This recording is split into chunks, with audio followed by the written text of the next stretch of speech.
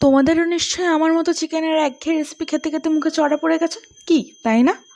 তাহলে চিকেনের পাটিয়ালা রেসিপিটা ট্রাই করতে পারো। না না, পাটিয়ালা প্যান্ট নয়, পাটিয়ালা চিকেন, ডাইরেক্ট পাঞ্জাবের পাটিয়ালা থেকে আমদানি করা।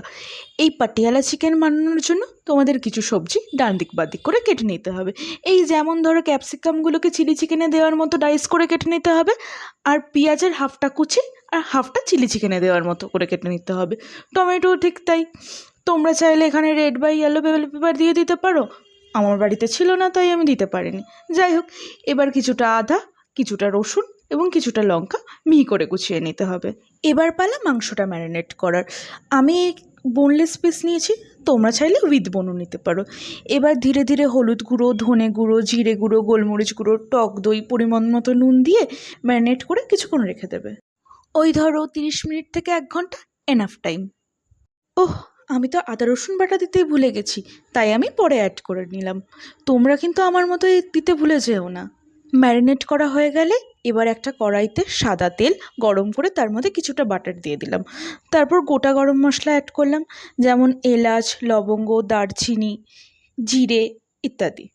তারপর মিহি করে কেটে রাখা পেঁয়াজগুলোকে দিয়ে কিছুটা ভাজার পর কুচনো রসুন, টমেটো, কাঁচা লঙ্কা আর আদা দিয়ে দিলাম। এবার একে একে শুকনো মশলাগুলোকে দিয়ে দিতে হবে, যেমন ধরো হলুদ গুঁড়ো, জিরে গুঁড়ো, লঙ্কা গুঁড়ো, ধনে গুঁড়ো দিয়ে মশলাটাকে কিছুক্ষণ কষিয়ে নিতে হবে, যাতে মশলার মধ্যে কাঁচা গন্ধটা চলে যায়।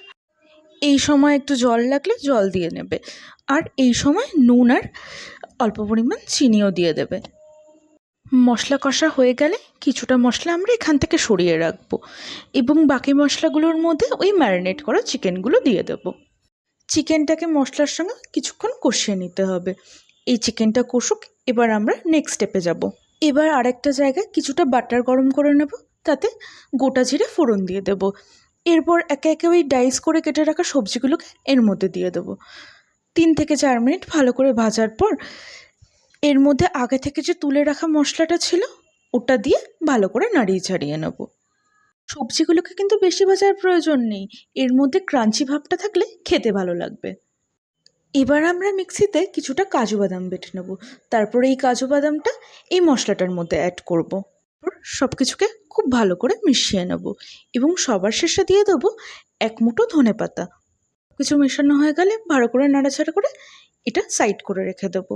এবার আমরা রান্নার একেবারে শেষ পর্যায়ে এসে পড়েছি। এবার এই মশলাটাকে ওই চিকেনের মধ্যে দিয়ে কিছুক্ষণ রান্না করে নিতে হবে। এই সময় তোমরা কিছুটা গরম জল দিয়ে দিতে পারো, তাতে মশলাটা নিচে লেগে যাবে না। এরপর চিকেনটাকে কিছুক্ষণ ঢেকে রান্না করার পর তোমরা দিয়ে দেবে এর মধ্যে শুকনো করে ভেজে রাখা কাসুরি মেথি, আর কিছুটা গরম মশলা গুঁড়ো, 1 মুঠো ধনেপাতা আর ফ্রেশ ক্রিম। সব কিছু দিয়ে নাড়াচাড়া করে নামিয়ে নিলে একদম রেডি চিকেন পাটিয়ালা।